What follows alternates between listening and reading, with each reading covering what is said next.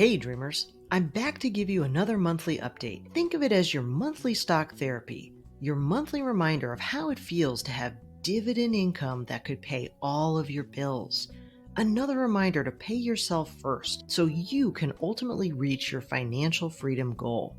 This month, I was slightly worried that I had pulled too much of my income into the April and June months, but as you'll see, that was not the case, and I ended up with a total dividend income of $4,357. So let's jump to it. Today, I'll show you the dividend detail that adds up to that total, how that compares to the past income, and at the end, I'll tell you what I'm thinking about next in terms of my portfolio.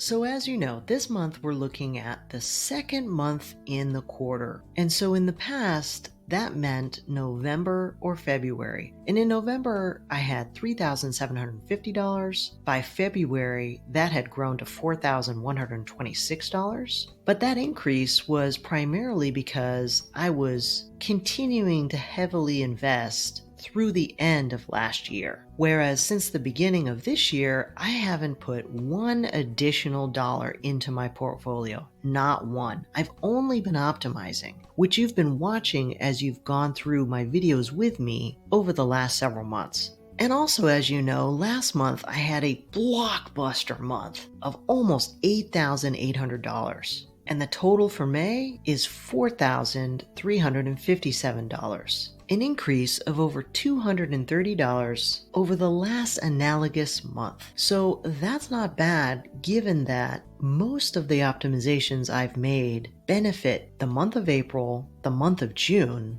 and also the upcoming August month, because that's when I'm going to have my biggest payout for BTI. So let's take a look at this detail.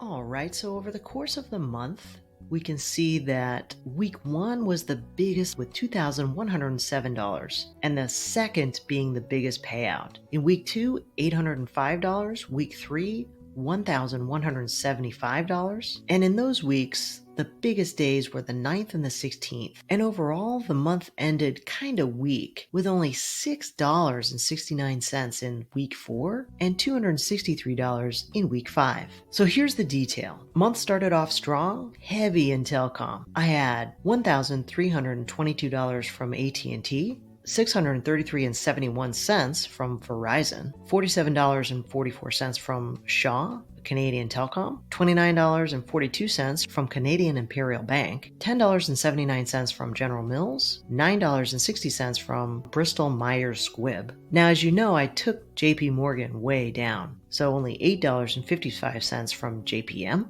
And finishing out week 1, $37.20 from Lowe's, and $8.28 from TD, Toronto Dominion Bank. Moving into week 2, now you know I've built up a pretty big position in BTI, but most of what I've built up won't be paying out until August. So for now, an even $500 from BTI. And again, as a reminder, when you see different dates of payout, that just means that I hold the stock in different locations in terms of brokerage and also account, and sometimes that causes a little bit of a difference in payout date. Okay, moving on, we've got Apple, $14.39 from Apple. I got $257.39 from Realty Income, ticker symbol O, and that rounds out week 2. In week 3, I got $583.10 from AbbVie, $53.87 from Stag, $26.33 from Procter & Gamble, $10.89 from Abbott Labs, $182.91 from CFG, Citizens Financial Group,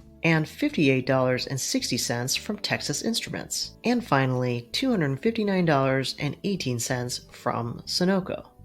Finishing out the month, this is that terrible week 4 with only $6.69 from RY Royal Bank of Canada. And if you know me by now, you know I love these Canadian banks. I just wish it wasn't such a dividend desert at the end of the month of May.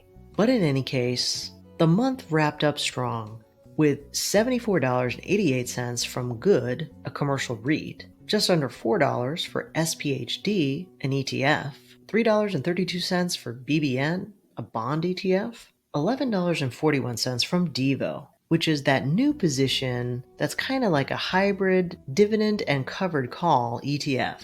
Next, we have JHG, which is a financial group based out of England at $134.02. And finally, a different payout date for SJR with $35.46. And these last four are my estimations, as they haven't quite come in yet.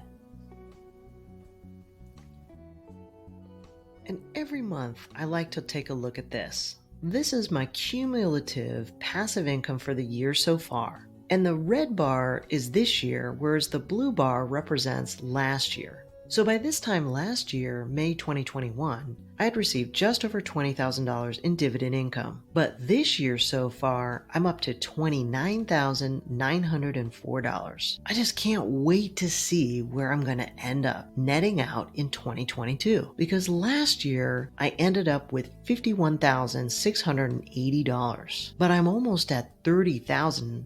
And it's only been 5 months into the year. And I still have optimizations that are going to start showing up in next quarter because there's always a lag when you make optimizations in your portfolio. So I'm excited, guys. I'm really hoping that this year I'm going to be well above $60,000.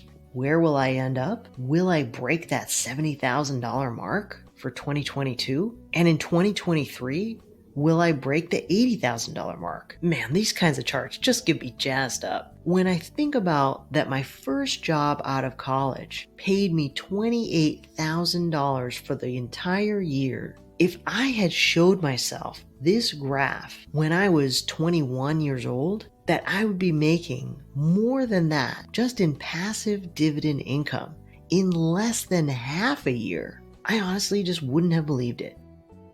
So with that, what am I thinking about next? Well, I'm really contemplating my moves on the next splits with Amazon, Google, and SJR. They are all scheduled to have a split or merger event in the months of June and July. And I'm going to be watching closely as the dates approach and on those days to see if I want to take advantage of any short-term price spikes.